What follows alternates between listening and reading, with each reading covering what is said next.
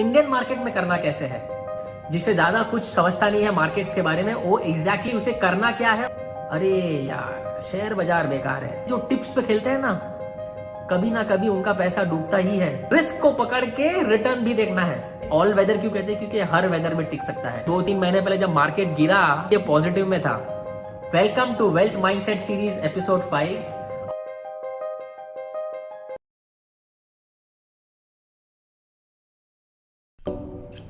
हे guys, पिछले video में आपसे 2 मेजर सवाल आए। पहला सवाल ये था कि ये जो भी स्ट्रैटेजी है ऑल वेदर फंड वाली, रे डैलियो वाली, इसे एग्जैक्टली इंडियन मार्केट में करना कैसे है।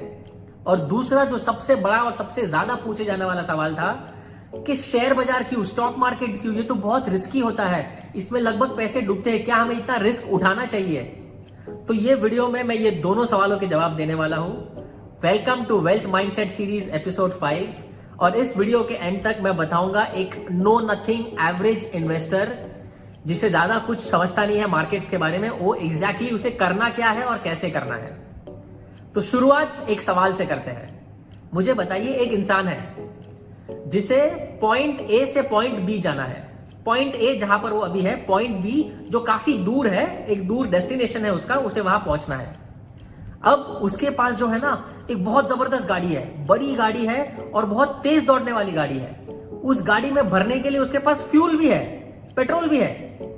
अब ये होते हुए भी वो इंसान जो है वो बैलगाड़ी में जा रहा है, या पैदल चल रहा है, या साइकिल चला रहा है।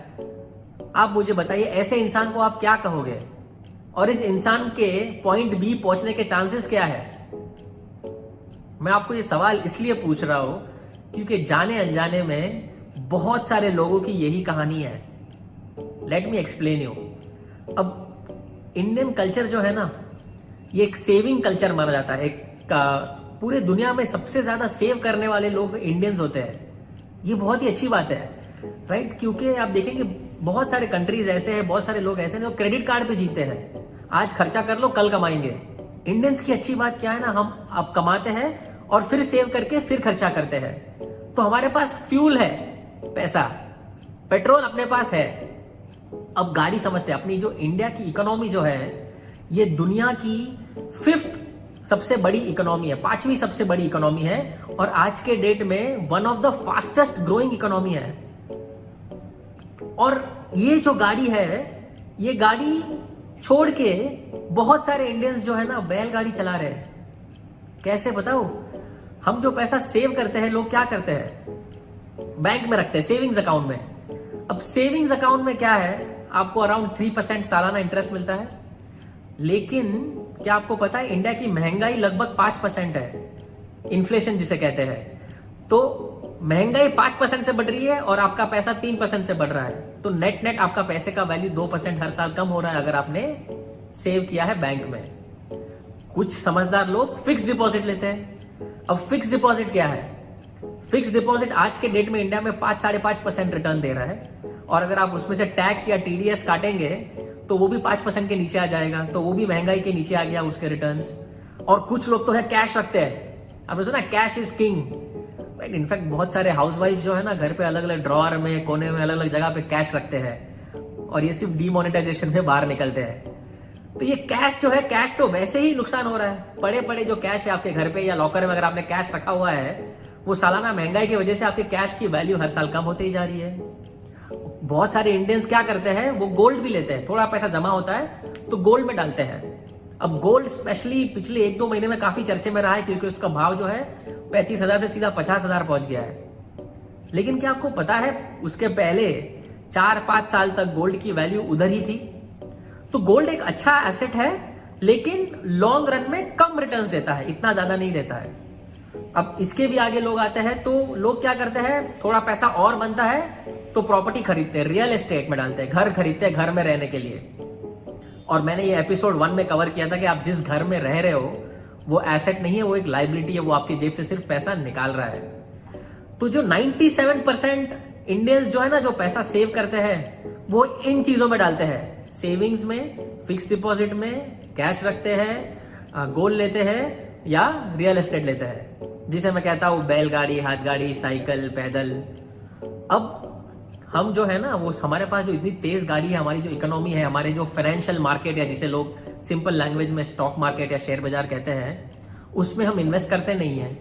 क्यों? क्योंकि रिस्क, सेफ्टी जरूरी है। अब मुझे एक बात बताइए, एक क्रिकेटर जो है, एक खिलाड़ी जो है, वो सबसे ज्यादा सेफ कहां पर रहता है?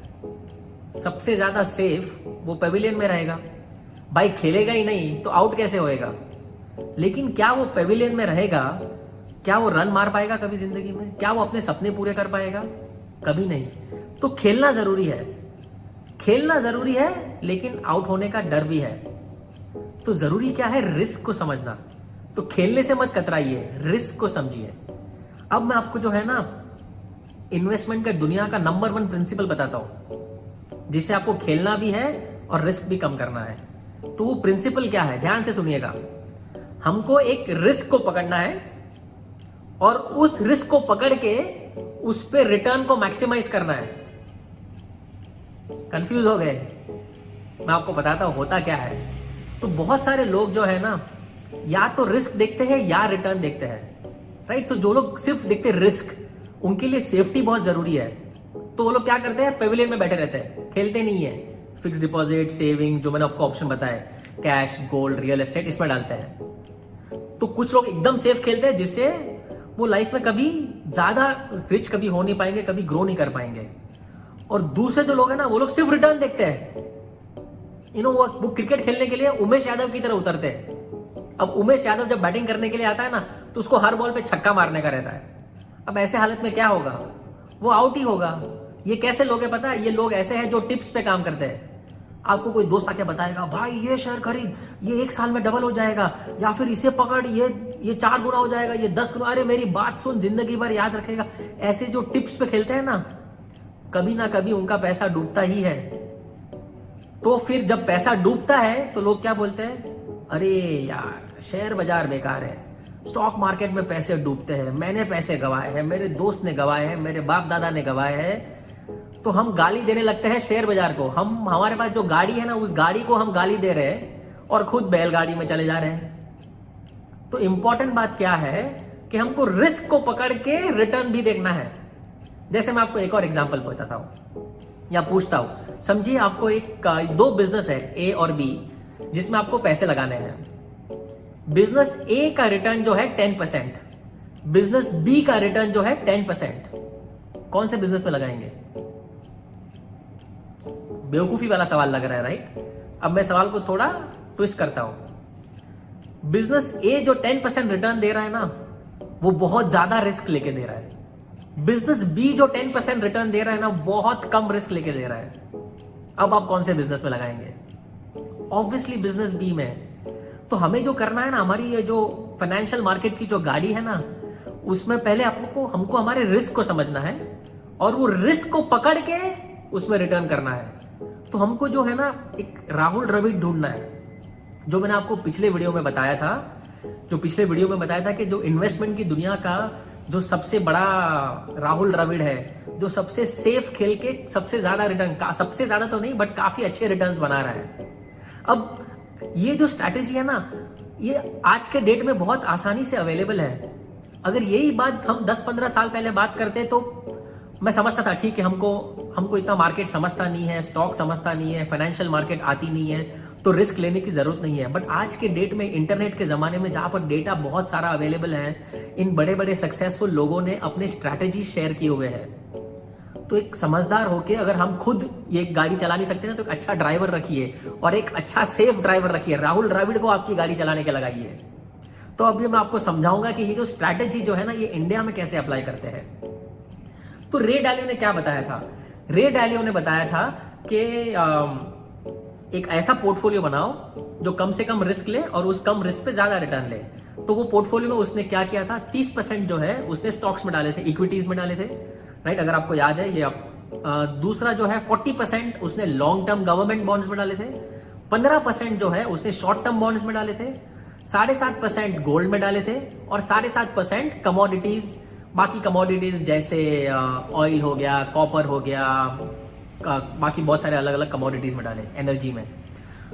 अब ये थोड़ा फिर भी इसको मैं और सिंप्लीफाई करता हूं इंडियन मार्केट के हिसाब से, एकदम सिंप्लीफाई आपको, क्योंकि अभी मैं जो बात कर रहा हूं ना, ये वो 97% लोग हैं जो ज्यादा समझते नहीं है फाइनेंशियल मार्केट के बारे में और जो कम से कम रिस्क लेना चाहते हैं लेकिन फिर भी अच्छा रिटर्न चाहिए।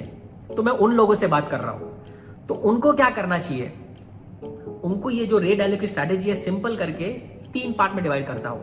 पहला, आपको 30% इक्विटीज या स्टॉक्स लेना है। दूसरा 55% हम बॉन्ड्स लेंगे और 15% जो लास्ट का है वो गोल्ड लेंगे। तो ये 3 चीज में डालेंगे। अब ये करना कैसे है वो मैं आपको बताता हूं। तो सबसे पहले गोल्ड। तो आपका जो भी महीना का आपको इन्वेस्ट करना है उसमें से 15% पैसा गोल्ड में जाना है। अब गोल्ड खरीदने के बहुत सारे तरीके हैं, 3 जो मेजर तरीके हैं। एक, लोग फिजिकल गोल्ड खरीदते हैं। फिजिकल गोल्ड मैं रेकमेंड नहीं करूंगा, क्योंकि इसमें पहली बात, गोल्ड घर पे रखना, आपके दिमाग में वो डर बना रहेगा, वो रिस्क रहेगा, उसको सेफ रखना। दूसरी बात, आप गोल्ड खरीद रहे हो, क्या वो 100% प्योर है नहीं है, वो तो बेचने वाले को ही पता है या फिर आपको पता है, तो वो एक रिस्क रहता है। तो उससे अच्छा क्या ऑप्शन है ना, उससे अच्छा ऑप्शन ये है कि आप ETF खरीद सकते हो या सॉवरेन बॉन्ड्स खरीद सकते हो। ETF क्या है? ETF जिसे एक्सचेंज ट्रेडेड फंड कहते हैं। एक सिंपल लैंग्वेज में अगर मैं आपको एक्सप्लेन करूं तो आप एक बैंक को बोल रहे हो कि भाई ये ले पैसा, मेरी तरफ से तू गोल्ड खरीद, तू बैंक में संभाल के रख ले, मुझे उसका एक बॉन्ड या कुछ लिखित में दे दे, तो उसका ओनर मैं हूं, आप छोटी सी फीस ले लो उसके लिए। तो उसको हम ETF बोलते हैं, एक्सचेंज ट्रेडेड फंड। तो वो आपके लिए सेफ हो गया क्योंकि आपके पास सिर्फ पेपर है। दूसरा जो ऑप्शन है वो है सॉवरेन। तीसरा जो ऑप्शन है सॉवरेन बॉन्ड्स, जो रिजर्व बैंक ऑफ इंडिया ने सॉवरेन बॉन्ड्स दिए हैं। इसके एडवांटेज क्या है? इसके एडवांटेज ये है कि सॉवरेन बॉन्ड्स जो है उसमें आपको टैक्स फ्री रिटर्न मिलता है। तो आप जो भी पैसा कमाओगे उस पर आपको टैक्स नहीं लगेगा, क्योंकि ETF और फिजिकल गोल्ड में अगर आप पैसा कमाओगे तो उसमें आपको टैक्स भरना पड़ेगा। सॉवरेन बॉन्ड में टैक्स नहीं भरना पड़ता। सॉवरेन बॉन्ड में एक और एडवांटेज है कि आपको गवर्नमेंट जो है या रिजर्व बैंक जो है सालाना आपको 2.5% सिंपल इंटरेस्ट भी देगा। तो जो भी आपका गोल्ड का वैल्यू बढ़ रहा है वो तो बढ़ ही रहा है, बट ऊपर से 2.5% सिंपल इंटरेस्ट देगा। ये भी अच्छी बात है। लेकिन सिर्फ एक दिक्कत है सॉवरेन बॉन्ड्स में। सॉवरेन बॉन्ड्स में 5 साल का लॉक इन होता है। 5 साल तक आपका ये पैसा लॉक रहेगा। तो अगर आप लॉन्ग टर्म देख रहे हैं तो मेरे हिसाब से सॉवरेन बॉन्ड अच्छा है। अगर आपको पता नहीं है कि पैसे कब लगेंगे, कब निकालने की जरूरत हो सकती है, तो आप ETF में डालिए। तो ये गोल्ड हो गया। सेकंड जो है 55% पैसा जो हमको बॉन्ड्स में डालना है। अब बॉन्ड्स क्या होता है? अगर मैं आपको एकदम सिंपल लैंग्वेज में बताऊंगा, बॉन्ड्स में है जो है ना, हम पैसे देते हैं, जो पैसे लगते हैं गवर्नमेंट के प्रोजेक्ट्स में या कोई कॉर्पोरेट के प्रोजेक्ट्स में, और हमको उसका फिक्स रिटर्न मिलता है। कंफ्यूज हो गए? आपको सिंपल लैंग्वेज में बताता हूं कि बेसिकली मैं पैसा दे रहा हूं गवर्नमेंट को या कॉर्पोरेट को, और उसका वो मुझे ब्याज दे रहा है, एक फिक्स ब्याज दे रहा है। So which is good, fix return है। ठीक है। अब बॉन्ड्स जो है ना, इसको खरीदते कैसे है? तो आप डायरेक्टली तो नहीं खरीद सकते। तो अच्छी बात क्या है कि ऐसे म्यूचुअल फंड्स अवेलेबल है जिसमें आप जो ये बॉन्ड्स में इन्वेस्ट करते हैं, तो आप ये म्यूचुअल फंड्स खरीद सकते हैं। तो इसमें अभी अलग अलग टाइप के फंड्स होते हैं। शॉर्ट टर्म बॉन्ड हो गया, लॉन्ग टर्म हो गया, अल्ट्रा शॉर्ट टर्म हो गया, गवर्नमेंट बॉन्ड्स हो गए, फिक्स रिटर्न बॉन्ड्स हो गए, गिल्ड बॉन्ड्स हो गए, बहुत सारे ऑप्शंस हैं। फिर से कंफ्यूज हो गए आप, उसमें मत घुसिए। मैं जैसे बताया, मैं आपको सबसे सिंपलेस्ट ऑप्शन बताता हूं। सबसे सिंपल जो बॉन्ड है उसे लिक्विड फंड्स कहते हैं। लिक्विड फंड जो है वो फिक्स रिटर्न देता है, आपको कम रिटर्न देता है, लेकिन सबसे सेफ है और सबसे आसान है समझने के लिए और खरीदने के लिए। तो लगभग आज के डेट में कुछ अराउंड 7% रिटर्न दे रहा है, जो आपके फिक्स डिपॉजिट से ज्यादा दे रहा है। तो सबसे सेफ, अगर आपको कुछ समझता नहीं है तो लिक्विड फंड में पैसा डालिए, जो सबसे ज्यादा सेफ रहेगा। और धीरे धीरे अगर आप थोड़ा समझेंगे, थोड़ा स्टडी करेंगे, तो आप बाकी बॉन्ड्स में भी डाल सकते हो। वो बॉन्ड जो है आपको 8 से लेकर 13% तक रिटर्न दे सकते हैं। तो ये बॉन्ड्स हो गए। तीसरा जो है 30% पैसा हमको स्टॉक्स में डालना है या इक्विटीज में डालना है। अब ये सबसे ट्रिकी पार्ट है, क्योंकि कौन से शेयर में डालना है, कौन से कंपनी में डालना है, उसके लिए कितना स्टडी करना पड़ेगा, क्योंकि हमको टिप पे काम नहीं करना है, तो इसके समझने के लिए टाइम लगेगा। तो मैं आपको बताता हूं इसका भी सबसे सिंपल और सबसे बेस्ट तरीका। अगर आपको स्टॉक मार्केट नहीं समझता है, कंपनीज को कैसे आइडेंटिफाई करना नहीं समझता है, आप सिंपल से सिंपल तरीके में इंडेक्स फंड में डालिए पैसा। अब इंडेक्स क्या होता है? जैसे हम सुनते हैं निफ्टी, सेंसेक्स, तो जो इंडिया की, जैसे निफ्टी में इंडिया की जो टॉप 50 कंपनी है अलग अलग फील्ड में, वो 50 कंपनी मिलके निफ्टी बनते हैं। तो हमको क्या करना है, इस निफ्टी में पैसा डालना है, इंडेक्स में पैसा डालना है। तो हम जो पैसा डालेंगे ये वो 50 कंपनी में डिवाइड हो जाएगा। तो मैं ये कह रहा हूं कि भाई मुझे बाकी सब समझता नहीं है, मैं सेफ जगह पर डाल रहा हूं इंडेक्स, क्योंकि ये इंडिया की टॉप 50 कंपनी में डाल रहा है तो मेरा पैसा सेफ रहेगा। अब इंडेक्स फंड का ना एक्चुअली बहुत फायदा भी है। सबसे पहला फायदा, इंडेक्स फंड की फीस बहुत कम होती है।